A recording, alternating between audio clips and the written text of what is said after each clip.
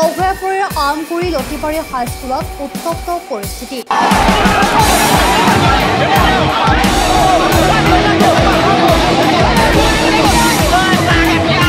প্ৰধান শিক্ষকৰ কাণ্ডই লজ্জানত কৰিলে অভয়াপুৰীবাসীক।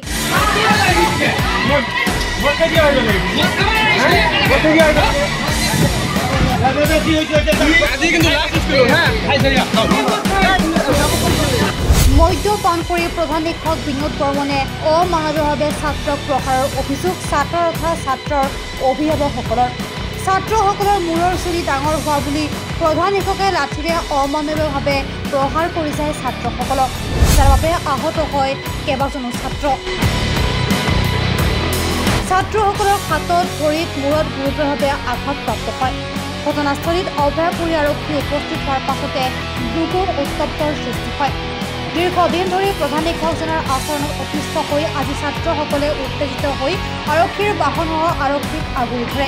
তাৰোপৰি ছাত্ৰসকলে বিদ্যালয়ৰ মূল দুৱাৰ বন্ধ কৰি দিয়ে। অৱশেষত আৰক্ষীৰ প্ৰচেষ্টাত পৰিস্থিতি কিছু নিয়ন্ত্ৰণ কৰি প্ৰধান শিক্ষক বিনোদ বৰ্মনক অভয়াপুৰী আৰক্ষী চকীত লৈ যোৱা হয়। ইয়াৰ আগতেও বিদ্যালয়ৰ প্ৰধান শিক্ষকৰ বিৰুদ্ধে অনুৰূপ অভিযোগ উত্থাপিত হৈছিল। অতি শীঘ্ৰেই শিক্ষকজনৰ বিৰুদ্ধে ব্যৱস্থা গ্ৰহণ কৰাৰ বাবে বিভাগীয় কৰ্তৃপক্ষক অনুৰোধ জনাই ছাত্ৰসকলৰ লগতে অভিভাৱকসকলে। আমি সকলোতে আহিছোঁ, আহি না এই ৰুমটো মানে চাইছোঁ। ছাৰ পদে বিনোদ ছাৰ আহিছে মোক মানে মাৰিব, এইলা গোটেই কিনা ৰুম মানে চাইছে, লাঠি পোৱা নাই। তাৰপিছত আমাৰ এই ৰফিক ছাৰে তাক লাঠি এটা আনি দিছে, ইমান মোটা এটা লাঠি এটা আনি দিছে, দিছে না তাক দিছে। তাই না এই 9ৰ ছোৱালীবিলাক ল'ৰাবিলাক আহি না তাক মানে চাপাই কৰা দিছে, মানা কৰিছে। তাই আহি না ইয়াতে তাতে খাৰাইছে না কাৰ মানে চুলি ডাঙৰ গিলা এলে চাওঁ কাৰণ মানে চুল কিনা ডাঙৰ হৈছে নেকি, এলা ডাঙৰ হৈছে নেকি। তাৰপাছত এই গোটেই কিনা লাঠি কেনা নেই হেলা তাক মাতছে, যিকেইটা কাঠি ডালি যিকেইটাৰ চুল মানে ডাঙৰ সেইটাক মাতি হেনা চাওক এই চাওক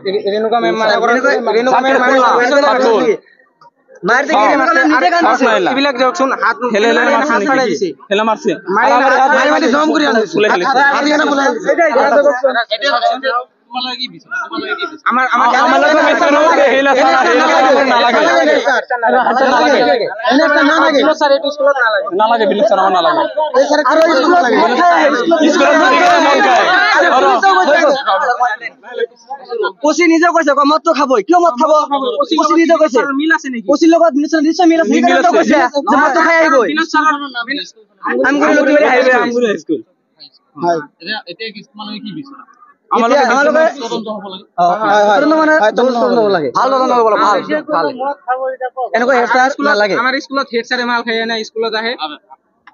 আমাক কৈছে কি যে কোনোবাই যদি দুখ পাইছে, যাই বেছি দুখ পাইছে, হস্পিটেল আছে, হস্পিটেলত আমি চিকিৎসা কৰিম। আমাৰ কি পইচা নাই নেকি?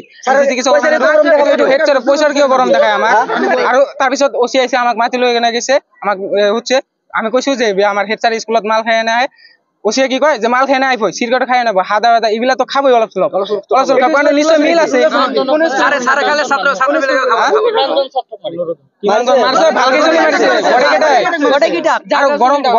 গৰমৰ বন্ধৰ আগত মাৰিছে, তাক মাৰিছে, মাৰি কৰি পেলাইছে, পইচা দিছে তাক 100 টকা মাৰি না হাত মাৰি দিয়াৰ পিছত হস্পিটেলত যা, হস্পিটেলত জায়গা নাই। এতিয়া মোৰ মেডিকেল ৰিপৰ্ট ইতানো আছে, পুলিচে নিজে কৈছে যে মদ খাইছে, কি হৈছে মদটো খাবই, শিক্ষানুষ্ঠান নাইতো কি ইটো মদ খা লিগেল আছে। তাৰমানে আজি 10:30 পৌনে 11 মান বজাত মই ঘৰত আছো, মোৰ ভাইটি ৰাছিদুল স্কুলত পঢ়ে, মানে সি কান্দি কান্দি ঘৰত গৈছে। মই সুধছো তাক যে কান্দা কিয়? কয় বিনোদ ছাৰে আমাক মাৰছে। চালো হাতত ফাটাইছে, বললাম তোমাক একলাই মাৰছে না বেলেগক মাৰছে? কয় আৰু 8-10জন মান ল'ৰাক মাৰছে।